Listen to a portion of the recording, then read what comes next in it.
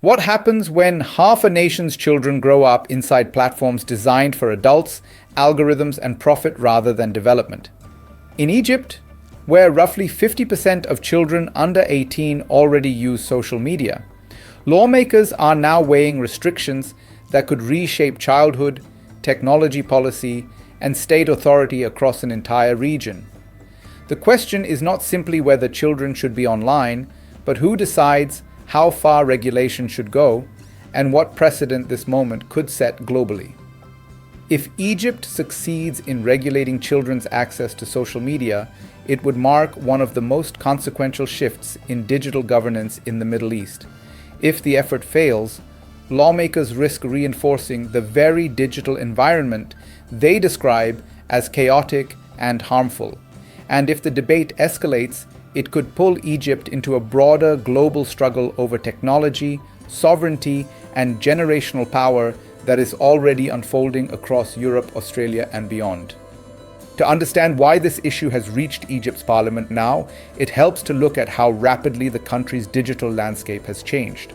Over the past decade, smartphone penetration has surged, data costs have fallen, and social platforms have become embedded in everyday life. For children and teenagers, these platforms are no longer optional spaces, but primary environments for communication, entertainment, and identity formation. At the same time, regulatory frameworks have lagged behind technological adoption, leaving families, schools, and authorities struggling to manage risks that did not exist a generation ago. The immediate trigger came this week, when Egypt's House of Representatives announced it was examining legislation to regulate children's use of social media. Lawmakers framed the move as a response to mounting evidence that unregulated digital exposure is affecting children's behavior, mental health, and long-term prospects. The statement made clear that Parliament intends to consult government agencies and expert bodies, signaling an attempt to anchor the law in institutional consensus rather than ad hoc restriction. The push gained political weight after President Abdel Fattah el-Sisi publicly urged his government and legislators to consider limiting children's access to social media until they reach an age where they can use it responsibly. His remarks referenced international examples, particularly Australia and the United Kingdom, where similar debates are moving from theory into legislation. This alignment with Western policy trends is significant, suggesting Egypt sees this not as an isolated domestic issue, but as part of a global recalibration of digital norms. The data underpinning the concern is substantial.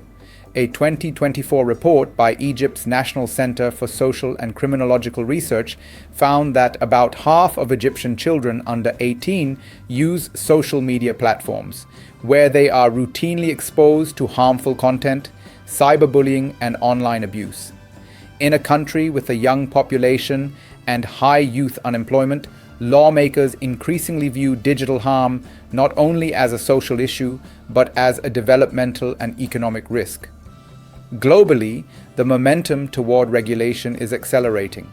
In December, Australia became the first country to formally ban social media use for children under 16, a move that triggered intense debate over enforcement, privacy, and free expression. The British government has said it is considering restrictions on younger teenagers while tightening existing child protection laws. France has pushed even further, with plans to enforce a ban on social media for children under 15 by the start of the next school year. These international developments matter because they shape the strategic environment in which Egypt is acting. Rather than moving alone, Cairo is positioning itself within an emerging coalition of states, arguing that platform self-regulation has failed and that governments must step in to protect minors.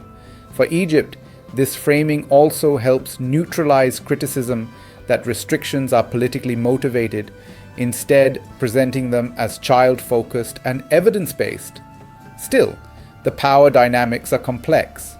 Social media platforms operate across borders, generate revenue through engagement, and rely on network effects that are difficult to regulate nationally. Any Egyptian law would face immediate challenges around enforcement, age verification, and compliance by global technology companies. At the same time, families and educators may resist measures that appear too restrictive or impractical in daily life. This leads to the first critical what-if scenario. What if Egypt adopts strict age-based restrictions similar to Australia's model? In that case, the state would need robust technical systems to verify users' ages without compromising privacy, a difficult balance even for advanced economies. Success could position Egypt as a regional leader in digital child protection, influencing neighboring countries facing similar demographic and technological pressures. A second scenario points in the opposite direction. What if legislation is passed but weakly enforced? That outcome could deepen public skepticism toward regulation while leaving children exposed to the same risks lawmakers seek to address. It could also embolden platforms to delay or dilute compliance, betting that enforcement capacity will remain limited. The broader geopolitical implications extend beyond Egypt. As more countries regulate social media, platforms may face fragmented rules that reshape global digital markets. States with large youth populations, particularly in Africa and the Middle East, are watching closely. If Egypt demonstrates that regulation is politically sustainable and socially accepted, it could accelerate similar efforts across the region. At the same time, there is a tension between protection and control that cannot be ignored. Any restriction on digital access raises questions about freedom of expression, information flow, and state oversight. For Egypt, where digital spaces have also been sites of political mobilization, maintaining credibility will depend on how narrowly the law is framed and how transparently it is implemented. The timing is also telling, with global attention increasingly focused on the mental health effects of social media, particularly on adolescents. Governments are under pressure to act. Egypt's move suggests a recognition that waiting for consensus may carry its own costs, especially as evidence of harm accumulates faster than regulatory responses. As Parliament works through consultations and drafts, several indicators will matter. The age threshold chosen, the role assigned to parents and schools, the obligations placed on platforms, and the penalties for non-compliance will all signal whether the law is primarily protective, symbolic, or transformative.